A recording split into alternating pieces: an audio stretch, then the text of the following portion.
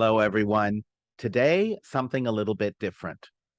Earlier this year, I had the privilege of being interviewed on another podcast, The ABCs of Disability Planning. The podcast is hosted by a wonderful disability advocate, Eric Jorgensen, who I've gotten to know over the past few years. Eric brought me on his show to learn more about my experience as a disability advocate, as a real estate agent for people with disabilities, and about this podcast. And we had an amazing discussion. We got into some of the key themes and ideas that have emerged since I started Accessible Housing Matters. And our conversation was so good, I wanted to share some of it with you here. I hope you enjoy our discussion as much as I did. Welcome, everyone. Today I have one of my favorite podcasters with me, Stephen Beard, the host of the Accessible Housing Matters podcast. He also happens to be a realtor with Keller Williams out in California. So we're going to talk about a little bit about what that looks like as well and how he got into this. But I'm really excited to have you, Stephen. Thank you. I've stolen a couple of your guests from your podcast and to bring them on. Most recently, I think it was WheelPods, bringing him on. But thank you. Thank you for joining me today. Oh, I'm thrilled to be talking with you, Eric. It's fun. How did you, we're going to dive right in, but how did you get into podcasting from doing realty? So in early last year, early in 2021, I kind of had an epiphany moment. I've been practicing real estate as a accessibility specialist for 17 years at that point. And I just was having conversations with experts talking about, and I was involved in advocacy groups. And I was hearing from these people, and I kept thinking to myself, wait, this so-and-so is so smart, right? And I realized that I had amassed connections in my community in Northern California with advocates who just were so knowledgeable. And I thought to myself, wouldn't it be great if I could amplify their voice by taking advantage of my journalism background and starting a podcast all about housing and accessibility? And this all happened around the same time that I kept reading all these articles on media, online media, and kept hearing about the affordability crisis, in which accessibility never came up. So I had that going on too, and it just came together. And we've done over 50 episodes now, or I say we. I've done over 50 episodes now, and I'm just thrilled with the breadth of expertise that I've been able to put together for my listeners. I love it, and I've like I said, I've been listening to all of your episodes. The most recent episode, I'm recording this in June. By the time this comes out, you'll have done many more, but I'm sure. But you had interviewed about HR 7676 with the housing, and I don't want to spoil the episode, but you guys need to listen to it. I'll include a link in the show notes. So maybe it would be helpful for the listeners to explain what accessibility means. Because when I think of accessibility, I'm thinking wheelchair ramps, but from your podcast, you've opened my eyes to so much more than that.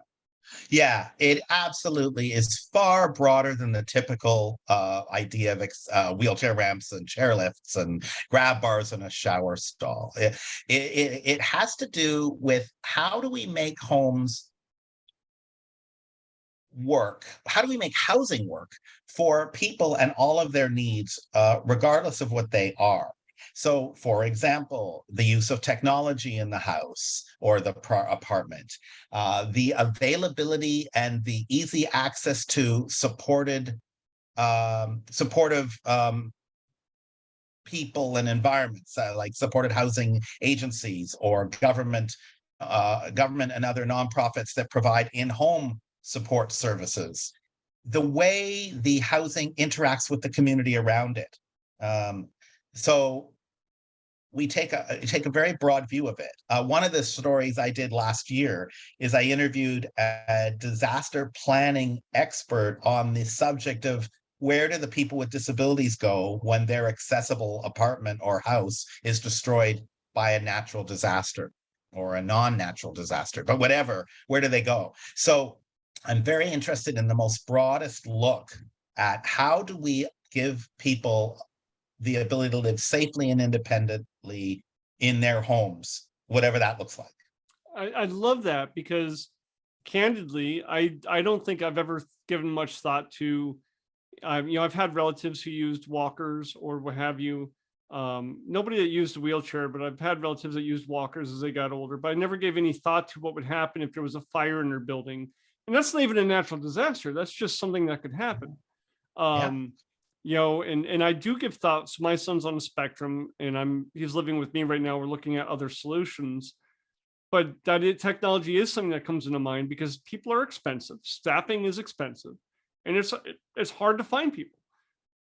Yeah. So how do you find, how would you use technology to supplement, right? Not replace necessarily, but supplement the staffing that you get. Are you finding that there's a lot of resources? Are you surprised by anything?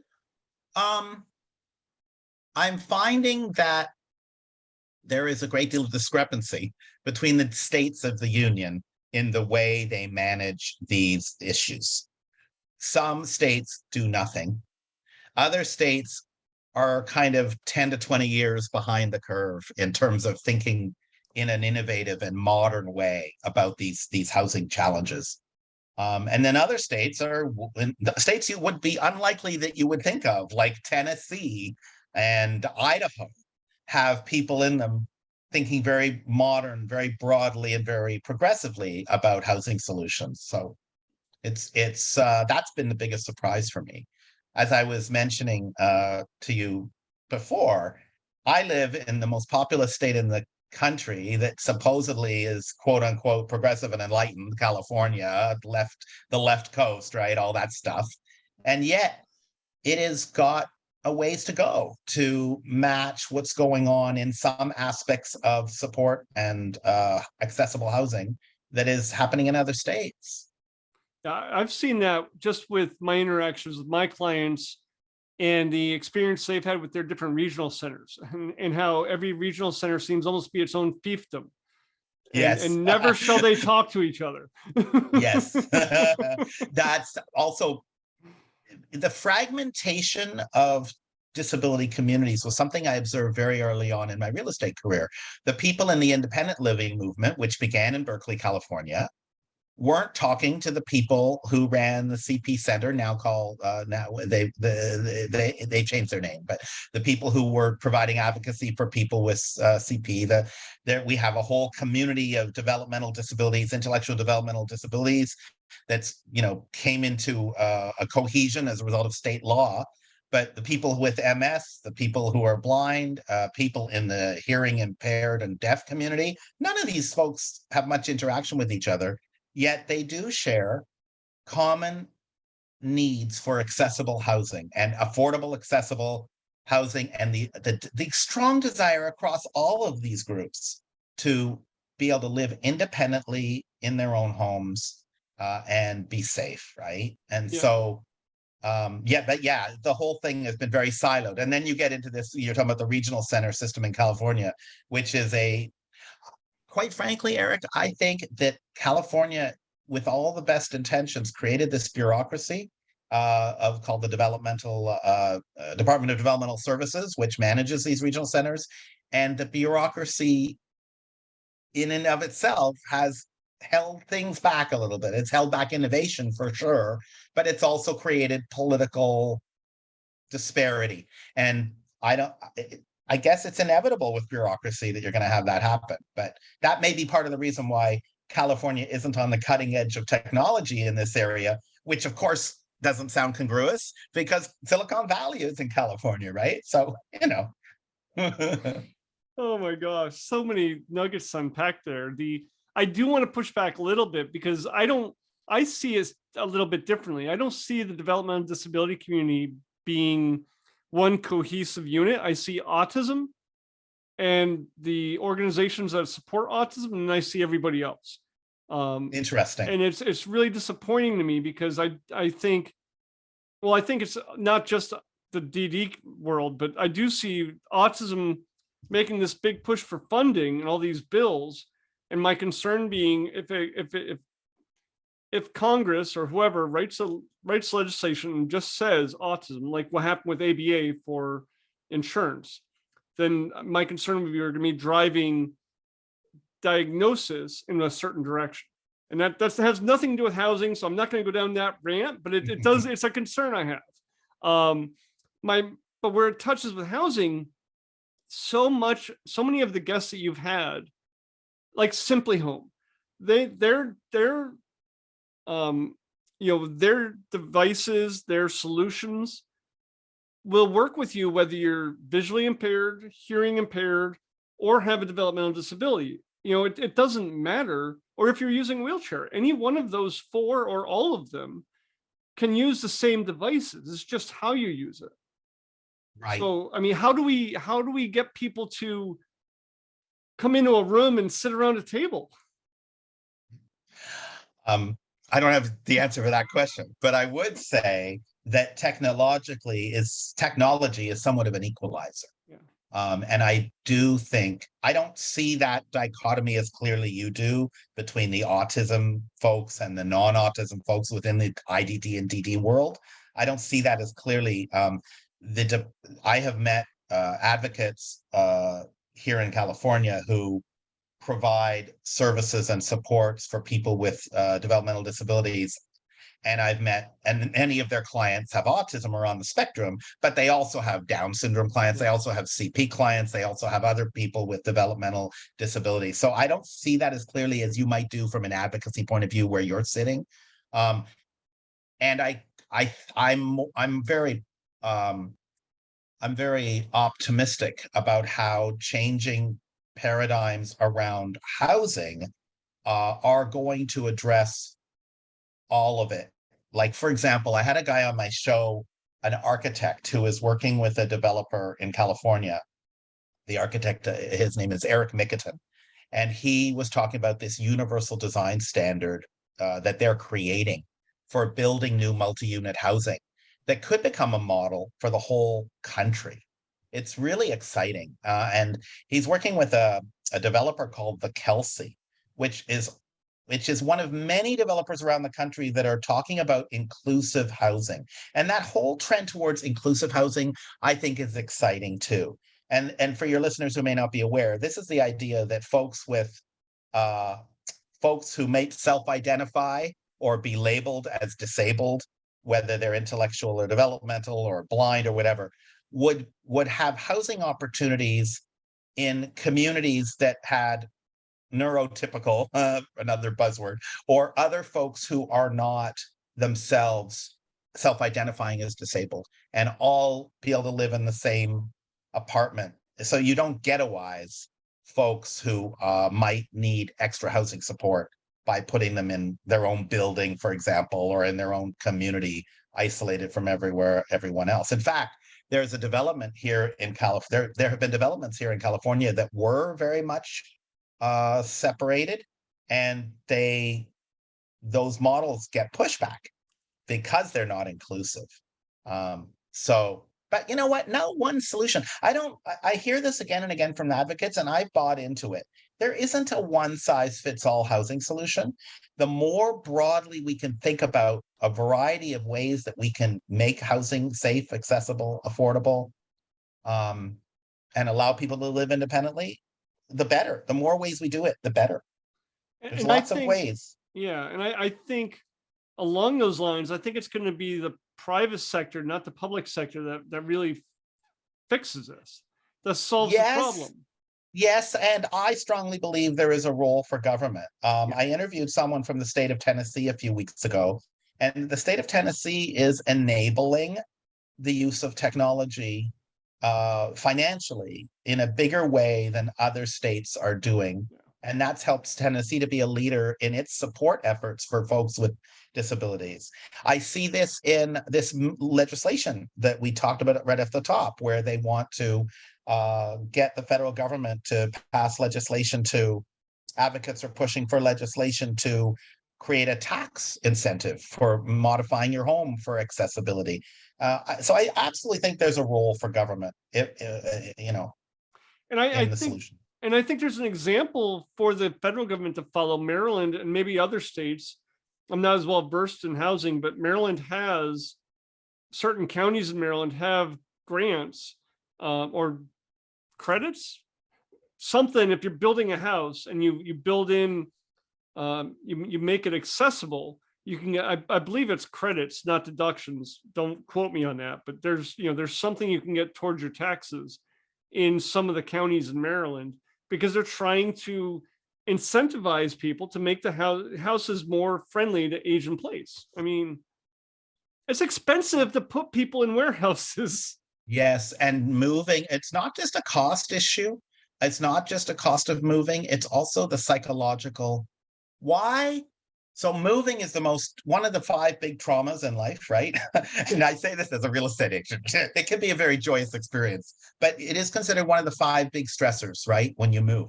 So if we have solutions for housing where we begin to build and modify homes so people don't actually have to move away, that is going to make mental health better, Yeah. generally speaking. Yes.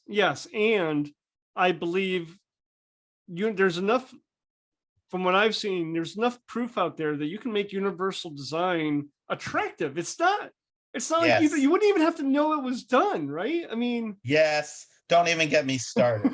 There is such a stereotype and a bias by your average contractor slash architect slash consumer slash government permit officer, all these folks.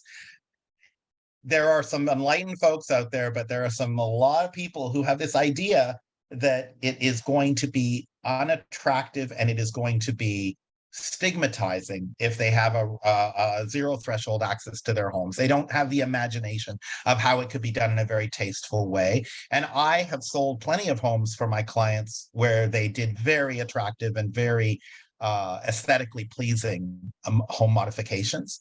And this is part of this universal design standard thing I was talking about. That's also part of it, that you can do these things in ways that are going to be attractive and not going to be institutional. But again, it's a mindset change. And, we've come a long way, Eric, from 30 years ago in our attitude around disability. The ADA was really impactful in changing the way people thought about access. And there's still a lot of work to do. and ADA doesn't cover housing, right? ADA is No, not at all, not directly. It does actually, in a very Okay. weird, arcane way. Do you want to hear the weird, arcane Please. way? If a multi-unit project is getting federal money, the ADA says the multi-unit project has to be accessible as per ADA standard. That's about Okay. it. Very cool. I didn't know Yeah. that. And Yeah. that's a good segue, I think, to talk about you're an accessibility specialist. I don't think I've come across too many realtors that is that an actual designation? Is that something? No. Okay. It should be. I think so too. I began to call myself that about 3-4 years ago. And now I obviously, since I started the podcast, I want people to sort of identify with me as being a subject matter expert in this. So I have met through the podcast and before that over my career, maybe a dozen people who have a stated desire to do real estate services for people with disabilities and who are interested in unique housing solutions for them. However, Eric, I must say that when I start talking to these folks, I have yet to find anyone who has made it a core business strategy. Maybe one guy, 1 or 2 guys have said this is on, like you go to their website and you don't see anything about this until you get right down to the bottom in the small print. Yet they're telling me that they're an accessibility, that this is something they care about. There's very few who have made it a marketing strategy, in my understanding of things. Now, I haven't done an exhaustive study of all the realtors in North America, but there aren't very many. I'm somewhat of a unicorn. And I think there's a bias in the real estate community that people with disabilities don't have any money, and therefore they wouldn't make a good marketing target. I'll tell you what, Stephen, I haven't found that to be true. But, I don't think that bias is restricted to the real estate world. When I was a financial advisor, I've had people tell me that point blank. And much like you were saying about the realtors not having it really on their website, I find the same thing when I'm looking for financial advisors who specialize in, disability planning, special needs planning. And you go to their website and they'll say, we do special needs planning. And right next to it, they say we do business planning. And next to that, we plan for people with families and transitions. It's like, okay. Yeah. Yeah. And, we have a ways to go there too. I also think the National Association of Realtors has a role to Okay. play in this. I just did an interview.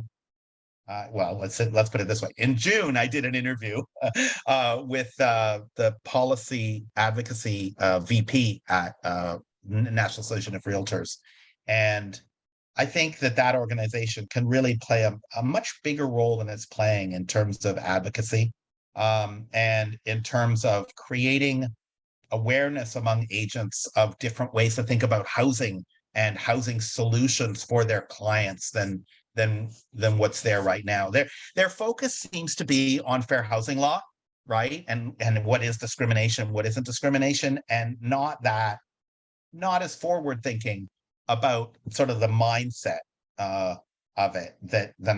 So I think there's work to be done there.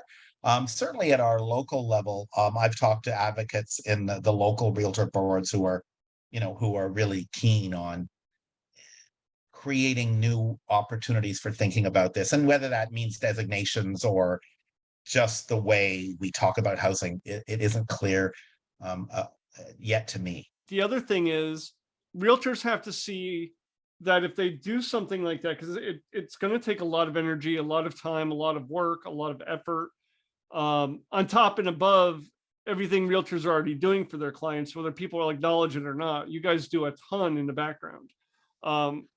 But they have to know that their clients want this, Yeah.